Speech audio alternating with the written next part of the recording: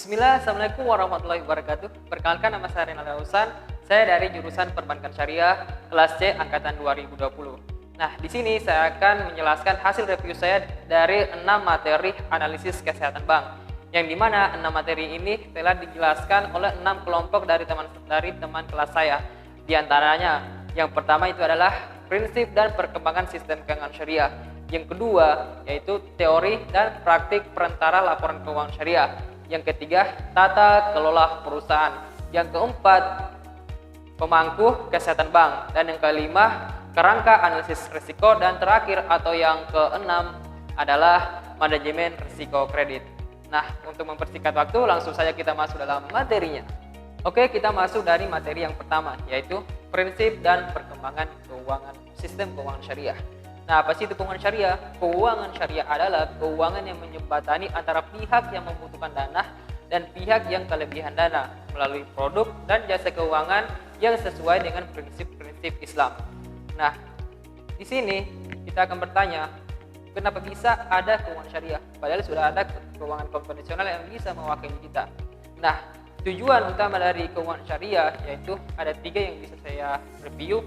Yang pertama adalah distribusi keuangan yang adil dan merata. Kemudian yang kedua yaitu kemajuan pembangunan ekonomi. Dan yang ketiga yaitu, dan yang paling utama dari tujuan utama dari sistem keuangan syariah yaitu adalah menghapus bunga dari semua transaksi keuangan dan menjalankan aktivitasnya sesuai dengan prinsip-prinsip Islam. Nah, dari penjelasan di atas tadi kita sudah dengar yang namanya prinsip-prinsip Islam. Namun apa sih itu prinsip-prinsip Islam? Nah, di sini ada 6 prinsip-prinsip keuangan syariah atau prinsip Islam yang hasil dari review saya.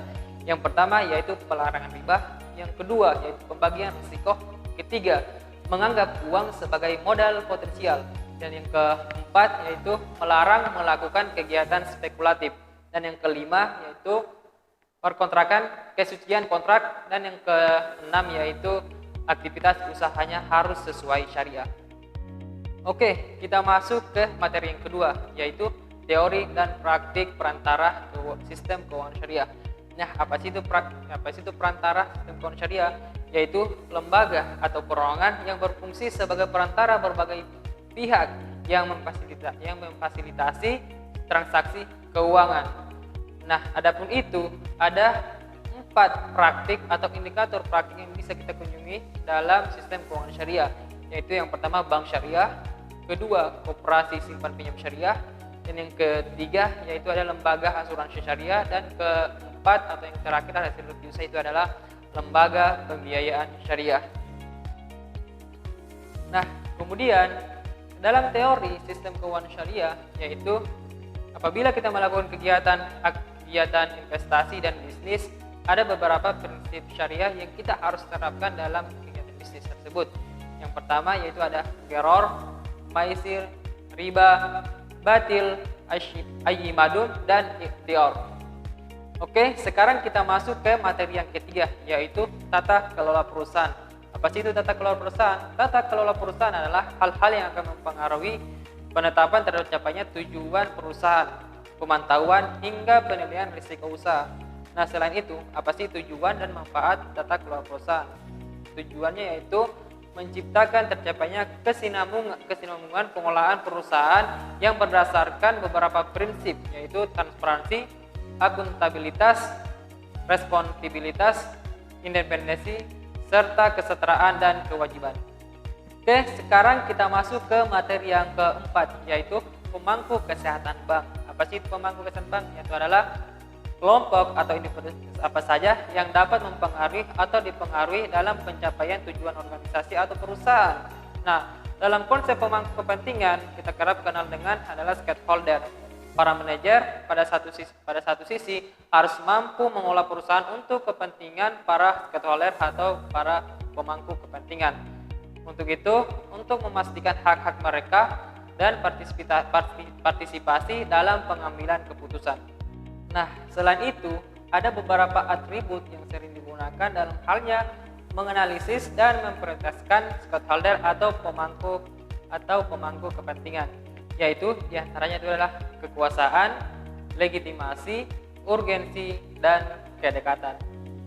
Oke, sekarang kita sudah masuk di materi yang kelima, yaitu kerangka analisis risiko. Nah, pasti itu analisis risiko. Analisis risiko adalah kegiatan melakukan tingkat kemungkinan atau frekuensi terjadinya risiko serta tingkat dampaknya terhadap pencapaian tujuan atau sasaran. Nah, selain itu, di dalam analisis risiko kita kerap kenal dengan risiko operasional. Apa sih itu risiko operasional? Risiko operasional adalah risiko yang bersumber dari masalah internal perusahaan itu sendiri. Namun, ada dua bagian atau indikator yang hasil review saya ketika kita menghadapi risiko tersebut, yaitu yang pertama, menghitung dan memetakan bentuk risiko yang sedang dan akan dihadapi, kemudian memutuskan pembentukan mekanisme seperti apa yang layak digunakan dalam halnya mengolah risiko tersebut. Nah, selain kita mengatasi risikonya, kemudian ada dua hal yang harus kita lakukan atau kita kerap kenal dengan ada strategi dalam mengolah risiko tersebut. Yang pertama, meminta penjelasan secara jelas atau fatwa kepada lembaga yang belum relevan. Kemudian, kita meminta persetujuan secara tertulis kepada manajemen atau lembaga yang tertinggi. Nah, sekarang kita masuk ke materi yang terakhir, yaitu materi ke-6 tentang manajemen risiko kredit. Berbicara tentang risiko, saya sudah jelaskan tadi di materi yang kelima apa itu analisis risiko. Nah, di sini saya akan mendefinisikan analisis risiko itu secara sederhana, yaitu bentuk kemungkinan terjadinya kerugian tanpa memandang berapa persen yang akan terjadi. Nah, selain itu, di sini saya akan menjelaskan ada beberapa tantangan yang unik dalam menghadapi bidang-bidang risiko, yaitu ada risiko komersial, risiko penarikan, risiko tata kelola, fidusia, ada risiko transparansi, risiko syariah, dan terakhir ada risiko reputasi. Nah, kemudian dari beberapa tantangan yang di atas tadi saya sudah sebutkan, selain itu ada juga 10 risiko yang harus dikelola oleh bank, yaitu ada risiko pembiayaan, risiko pasar, risiko operasional, risiko likuiditas, risiko kepatuhan, risiko hukum, risiko strategis, risiko reputasi, imbal hasil, dan investasi. Kemudian di dalam analisis risiko juga itu terbagi menjadi 3 dasar dalam analisis risiko, yaitu ada hazard, peril, dan losses. Kemudian yang terakhir ini adalah ada beberapa trik atau beberapa cara untuk kita mengolah risiko, yaitu yang pertama memprioritaskan atau prioritas, yang kedua ada asuransi, kemudian yang ketiga yaitu batasi tanggung jawab, kemudian yang ketiga yaitu menjamin kualitas, yang kelima yaitu kontrol pertumbuhan, dan yang terakhir yaitu menunjuk tim manajemen risiko. Oke, terima kasih. Itulah tadi hasil dari seluruh review saya.